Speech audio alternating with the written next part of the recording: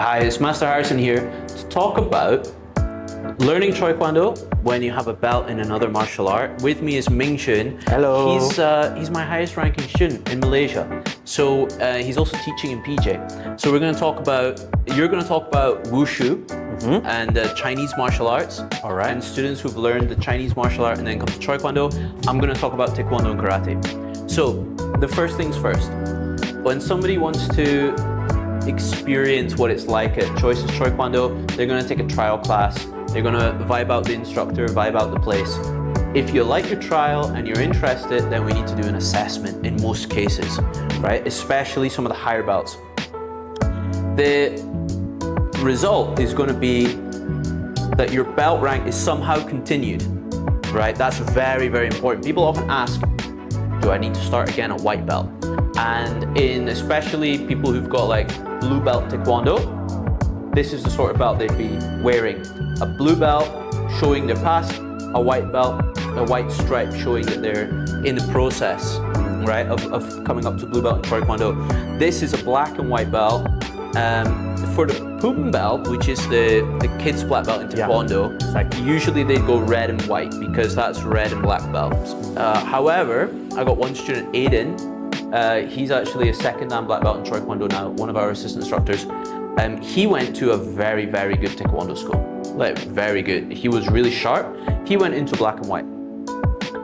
But in most cases, it's going to be red and white, and the target is going to be getting them to our red belt. So I'll put these away for now.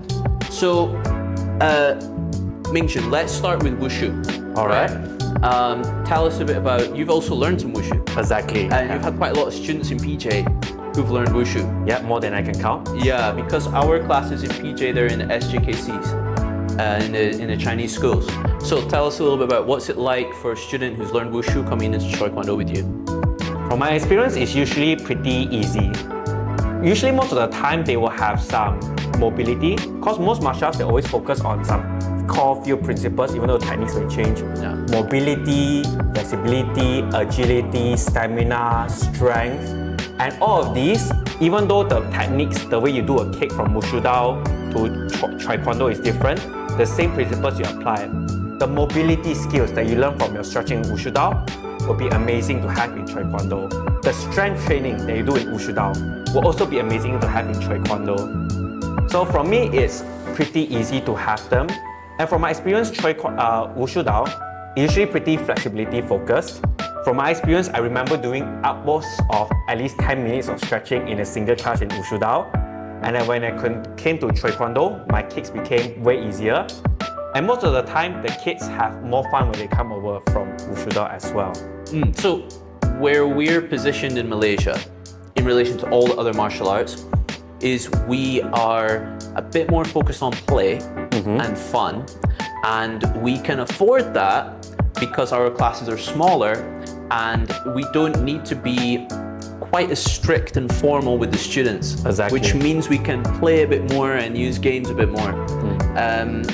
And that applies to all martial arts in Malaysia. They tend to have quite big groups. Definitely. Yeah, and they tend to need to be quite strict. Exactly. To keep everyone in line, otherwise it can become chaotic.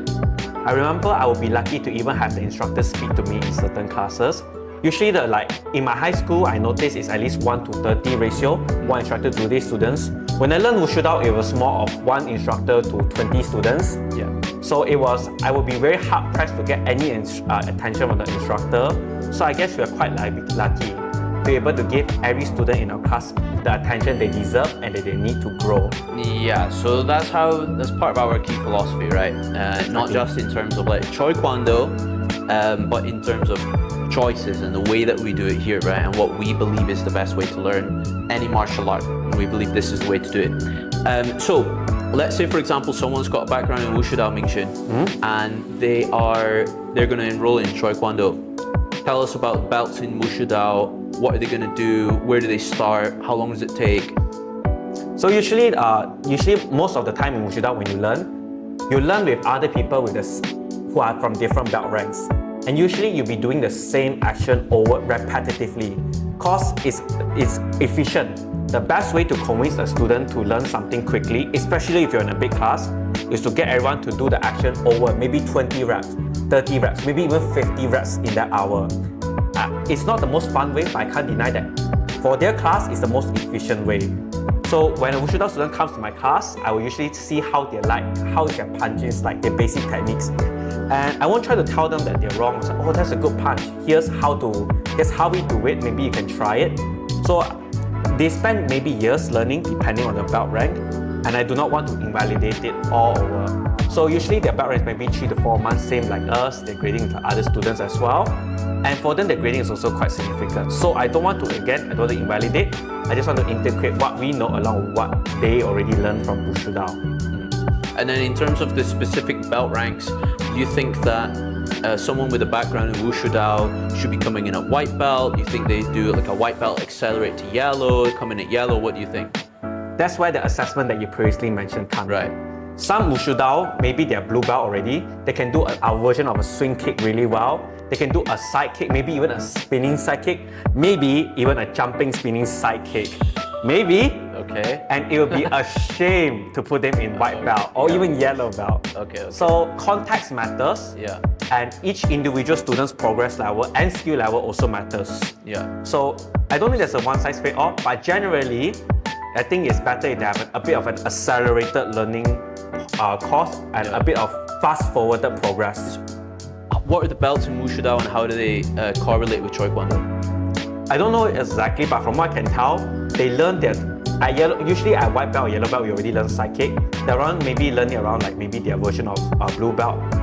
And usually they learn a bit more individualized techniques. They learn less variety of techniques, but they practice it with more reps. Yeah, I mean in terms of the colors. The colors in Wushudao. How do we convert them to colors in Choi Kwang Do? Usually there's no 1-to-1 ratio, because maybe a blue belt in Wushudao, maybe because of their class size, they maybe didn't get the attention they need. So maybe there's certain areas that they're still lacking it. Right. So at the end of the day, for me, it still matters about the assessments. Right. Because I have some quite senior belts in Wushudao, they learn for like 2 or 3 years, which is quite a long period of time. It's like 1/3 of their life. They come in and there are some areas where they still could need improvement, which I don't think is the fault of the students, and all the fault of the instructors. It's just that according to the class size, is all they can learn. So I don't think a 1-to-1 conversion, like if you're blue belt in Wushudao, you're blue belt here, or if you're the 3rd level there, you're 3rd level here. I don't think it can be applied to all students, because so nice. Taekwondo and karate. So Taekwondo and karate, they're actually quite similar, right? Taekwondo a bit more focused on kicks, but ultimately they're very aesthetic martial arts. They look really good and they tend to use linear movements, and those linear movements tend to be aesthetic. They look strong and powerful. They also tend to be fairly rigid, right? And the movements between Taekwondo and Karate are fairly similar. So how do they relate to Choi Kwang Do? I think Taekwondo and Karate are closer to Choi Kwang Do than Wushudao.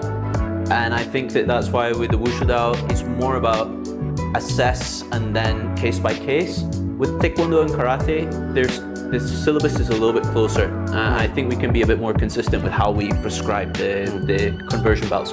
So Taekwondo and Karate has huge variance in what you would learn from federation to federation, from school to school, and one of the big ones is, did you learn in Malaysia or not, right? Because I gave the example of Aiden was super skilled and he'd been training 2-3 times a week in Singapore. Other students, maybe they come from UK, maybe they come from Australia. Some of those ones are going to be good, but some of them, they just, the standards set by the school they trained at are just not comparable to the standards that we have here. So generally what's going to happen is you do the assessment and we have to get a feel for how long would it take you to get to the belt that you are wearing already. So let's take, for example, the blue belt. So getting to blue belt in Choi Kwang Do takes about 3 years. It takes about 3 years to get this belt. So we do the assessment and then ideally we put the blue and white belt and we say the goal is going to be the blue belt. In which case we need a timeline for that. The timeline is going to depend on, are they training once a week or are they training twice a week? Sometimes that's just absolutely not possible. And I've had that before with blue belts earned in Malaysia especially, where it's just, there's no way that you're going from their current level to the blue belt in Choi Kwang Do, because it would take 3 years to get there, right? So if it's going to take something like 6 months to a year, then this is a good way to go. Otherwise, we can start with this belt and then on a case-by-case basis, set the target in Choi Kwang Do. One of the common targets in Choi Kwang Do would be the gold belt. Gold belt is about a year in. For Choi Kwang Do, maybe 18 months in. And sometimes you could get to that level in maybe like 6 months instead of 18 months. And gold belt isn't really used in other styles. So especially for kids they've become attached to the color of belt that they've earned, gold belt can be a decent target because they never had a gold belt before. It's more special in that way, right? More unique. Exactly. And it also works for us because within like a 6 month period, we get concrete on where they're at, right? In terms of our program. So that's the main things I think for us to cover. I think we've spoken about Wushudao and how the belts don't really correlate with Choi Kwang Do. We've spoken about the Taekwondo and Karate and how the belts kind of correlate. The last thing we can maybe talk about is the skills and what is it that someone coming from Karate or Taekwondo is going to be learning when it comes to Choi Kwang Do. And you can chip in too, because in Ming Xun's class that he trains in, there's someone who recently went from brown belt in Karate to brown belt in Choi Kwang Do. So the first one is related to the power of the moves. So the linear techniques of Karate and Taekwondo, they're similar to an iron bar. Everything moves at the same time and everything strikes at the same time.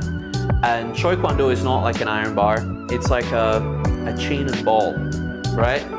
It's about a sequence of movements, and the momentum generated is going to create a lot of power.